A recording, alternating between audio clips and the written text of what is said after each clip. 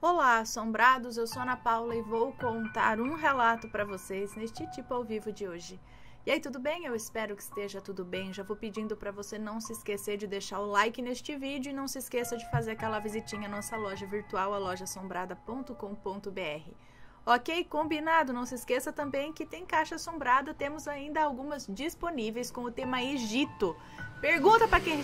Meu Deus, pergunta para quem recebeu aí, tá bem legal a caixa, tá bom? Então não perca a sua, ainda dá tempo. E vamos pro relato de hoje. Já falei para deixar o like, então não se esqueça de deixar o like. Eu até esqueço que eu já pedi para deixar o like, mas vamos pro relato de hoje então, que é este daqui. Doutor Bezerra de Menezes cuidou de mim. Olha que interessante, vamos lá. É uma moça que nos conta.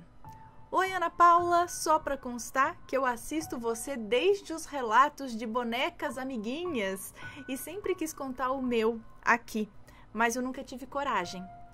E assombrados, o relato que eu vou contar aqui aconteceu quando eu tinha 9 anos de idade. Atualmente eu tenho 17.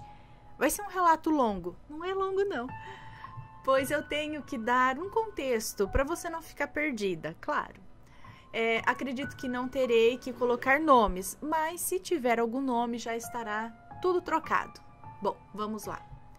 Meu nome é Fulana, sou do Rio Grande do Sul, nasci prematura e hipertensa. Nossa, já saí da maternidade tomando remédio para pressão. Meu Deus, nem sabia que isso acontecia.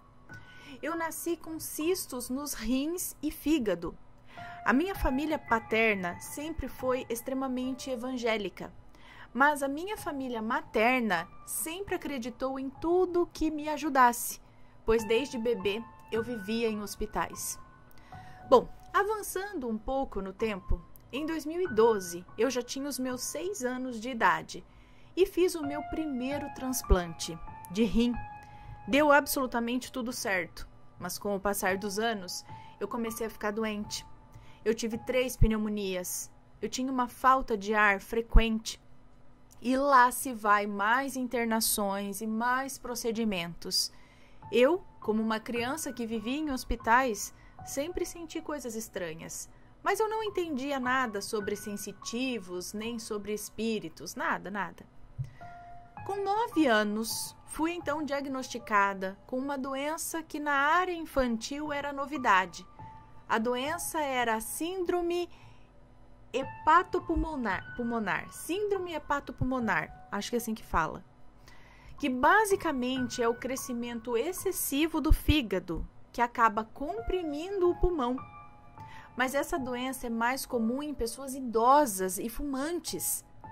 Na área da pediatria, eu era o primeiro caso. O único tratamento é um transplante de fígado. Ana, naquela época, apesar de muito nova, eu achava que eu não ia sobreviver. Foram 2 anos direto no oxigênio. Nessa época, eu comecei a frequentar um centro espírita na minha cidade, pois em igreja católica ou evangélica eu me recusava a pisar. Pois bem, como eu era caso grave,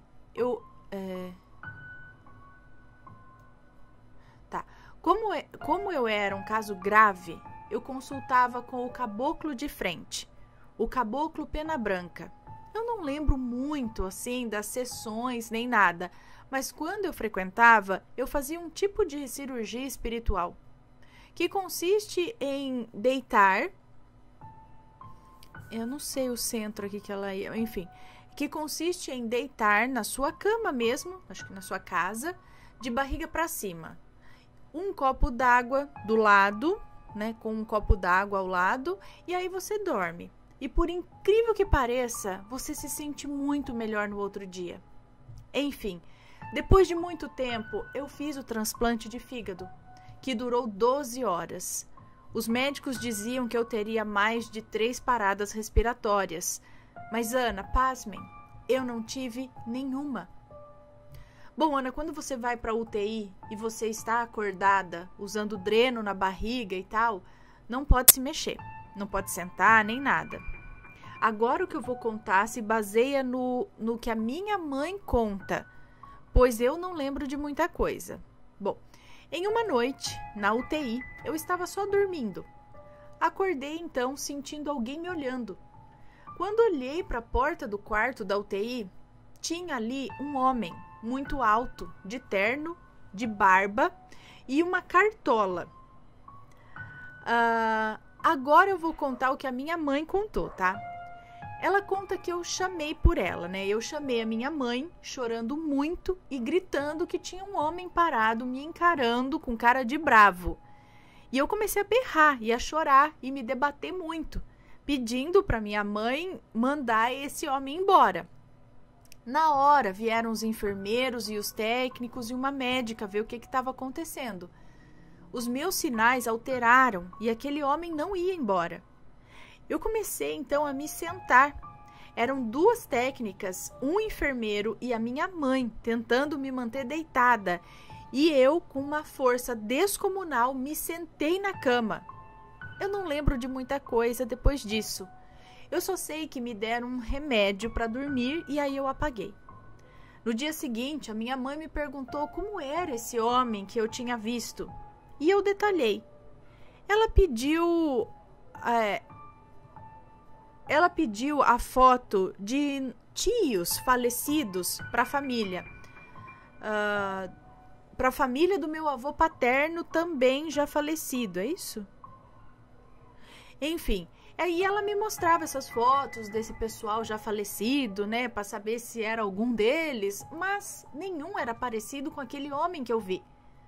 Até que a amiga da minha mãe, que é sensitiva, mandou a exata foto do homem que eu vi. Minha mãe diz que mesmo antes da foto terminar de carregar, eu entrei em pânico e comecei a chorar. Nesse mesmo dia, um psiquiatra infantil foi me ver e me deu uns calmantes ali para tomar antes de dormir. Como esperado, dormi cedo e quase a noite toda. Acordei então no meio da noite. Acordei com uma dor absurda do lado da cirurgia, doía muito. Parecia que tinha alguém apertando a minha barriga até o limite. Quando eu abri os olhos, eu vi aquele mesmo homem. E era o Dr. Bezerra de Menezes, apertando a minha barriga. Eu não gritei nem nada, só voltei a dormir. E depois de uns meses, eu saí do hospital e voltei a frequentar o centro espírita. Quando fui consultar com o caboclo Pena Branca, ele me perguntou: Você anda vendo a gente por aí, né? E eu fiquei paralisada, só acenei que sim com a cabeça e então ele me deu uma guia para me proteger, pois aparentemente eu era sensitiva. Depois disso, fui a outra cidade com a minha família para visitar a casa do Dr. Bezerra de Menezes e agradecer pelo que ele fez por mim. Depois disso, nunca mais o vi, nem nenhum outro espírito ou entidade. Apenas vultos de familiares que faleceram ao longo dos outros anos, ou ainda sentindo cheiros de perfumes estranhos. Bom, Ana, esse foi o meu relato. Demorei muito tempo para criar coragem e contar ele. Hoje em dia eu não sigo nenhuma religião. Parei de acreditar em Deus quando a minha prima de 15 anos faleceu. Mas sou extremamente grata às entidades que cuidaram de mim. Uma curiosidade, o Dr. Bezerra de Menezes era um médico que morreu no dia e mês do meu aniversário, mas muitos anos antes, né? Um beijo, Ana. E aqui ela anexou a foto do Dr. Bezerra de Menezes para dizer que foi exatamente esse homem que ela viu aquela noite, colocando a mão, né? Provavelmente curando ela ali naquela noite. E ela nem conhecia nada. Interessante. Triste saber aqui que ela deu essa baqueada na fé, mas ainda tem muito chão pela frente, né? Ela só tem 17 anos. Ainda tem muito o que ver, o que viver, o que experienciar na vida, né? Ainda tem muita coisa por vir. Bom, esse foi o relato de hoje. Você aí já teve alguma experiência? Já teve alguma cura espiritual? Já viu alguém vindo? Porque tem outros relatos aqui no canal relacionados não exatamente com uma entidade, mas assim, às vezes é uma luz que chega e a partir daquele momento a doença, alguma coisa vai embora.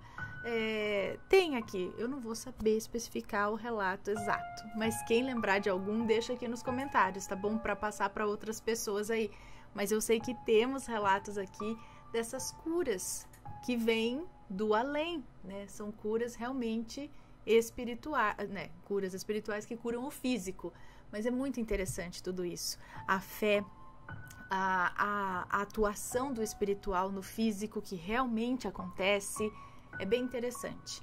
Então, se você já passou por uma experiência desse tipo, conta pra gente. Você não está sozinho nas suas experiências sobrenaturais. Compartilha aqui com a gente e se for comentar, que seja com respeito, por favor.